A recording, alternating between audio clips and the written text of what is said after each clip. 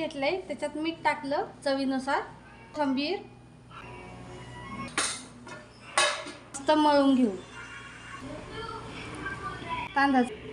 आता आपलं पीठ इथं मळून झालेलं आहे, बघा कसं मस्त मळलेलं आहे। आता हे 5 मिनिटं ठेवून देऊ आणि मग धपाटे बनवायचे।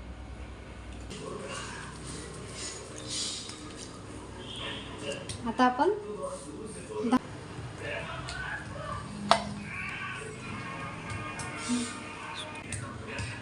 बोटे फिरवू।